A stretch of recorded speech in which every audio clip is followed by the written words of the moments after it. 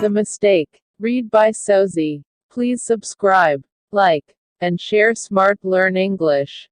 The Mistake. Suchitra was an artist. All artists are supposed to be temperamental and whimsical, who acted by their moods, so it was with Suchitra. Early in the morning, as she munched her crisp toast made from freshly baked bread from Fleury's, and sipped her steaming hot coffee, with the smoke going up in spirals, she was deep in thoughts. But some memories from the past trespassed on her sole ownership of solitary reflection, and brought a sad smile on her lips. Her husband Sanjeev would never understand why she was so particular about buying bread from Fleury's. For him, it was a mere wastage of money. A modern bread was even softer, and more pleasing to taste. Why spend the extra money, was his objection. Suchitra drove out the unpleasant thought with a flourish of her hand, throwing back her shoulder-length, soft, unruly hair, and got back to the business of the day. As she sat, enjoying her frugal breakfast, which was deliberately kept light to maintain her slim girlish look, she was deciding on some important essentials.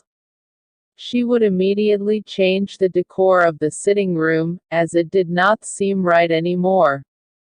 She would go to Big Bazaar after breakfast, and do the needful. The upholstery on the sofa looked too bright. A subdued color would be better, and the curtains were too garish. She stretched, and seemed to be content, and satisfied. Now she was free, free as the birds, she just had to take wings, and she would get her heart's desire. It gave her immense pleasure to dress up the flat any way she wanted. Again her thoughts took her back 6 years, when anything she wanted would be countered by her husband, as he would say that she was being too extravagant. There was so much fun to be able to do just whatever she took fancy to. It was a good thing that they had decided on parting their ways. Sanjeev and Suchitra were doing their postgraduate from the Calcutta University. Later on, he had taken a job in Exide Limited. Then, after a year, he started his business in manufacturing and selling batteries. When Sanjeev had proposed marriage to Suchitra, her parents had vehemently opposed the wedlock on the grounds that she would never be happy. Sanjeev was from a middle-class family, whereas Suchitra had an affluent background. But she was deeply in love, and would not be cautioned. Later friction arose, as she was dissatisfied with whatever was not the best. Her husband felt that as a wife she should be happy with what her husband could afford. The expenses at the beauty salon seemed unnecessary, and buying of expensive artwork, he could not tolerate. But as artists are supposed to be temperamental, at the heat of the moment, after an afternoon of violent exchanges, she had rushed out of the house, never to return. Suchitra got into an air-conditioned car, and in no time was at the market. It took her all morning buying the material, as she could not get what she wanted.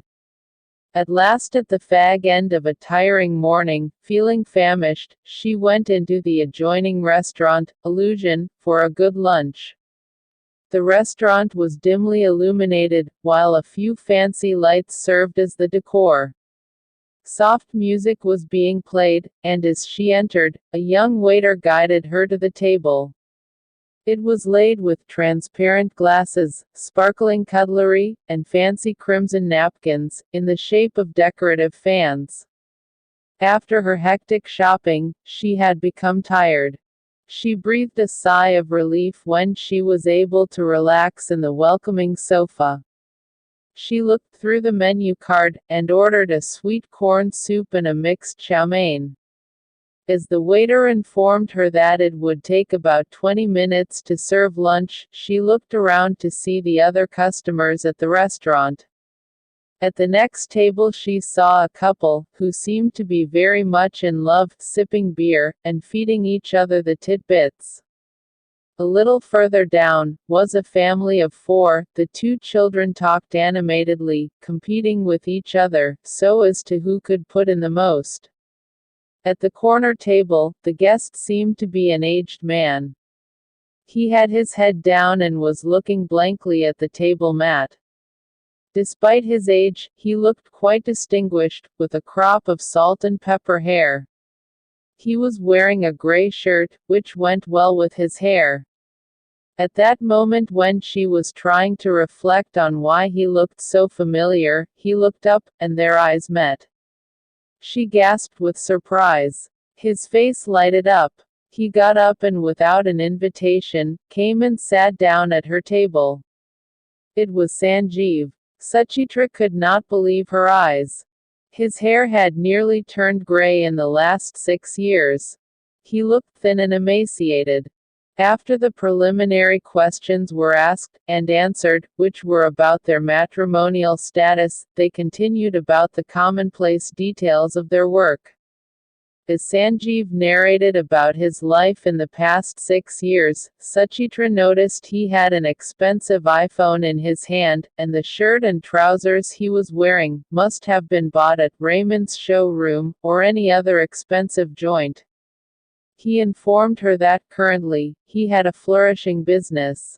He had so much money that he could provide whatever a woman might desire. But he had loved, like her. According to him, a wife should be able to adjust, if the husband was going through a bad phase. A husband and wife should always stick together through thick and thin. The modern girls went at supersonic speed to get a divorce. He considered it not womanly at all, for a wife should have deep love to sustain through, and endure hardship, and have the tenacity to be a companion all through the difficult journey of life.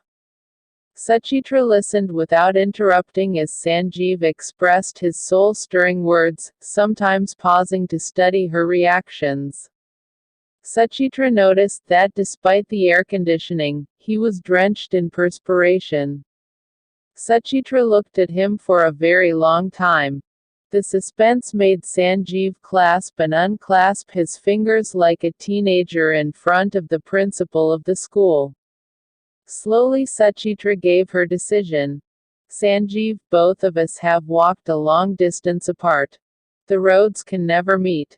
Sorry to tell you that your riches have no attraction for me now, as I am earning fabulously, by selling my paintings, which are now greatly in demand. Besides, I love my independence. I would never sit in the house, if I felt like going on an excursion to Puri, when you were tied down with your work.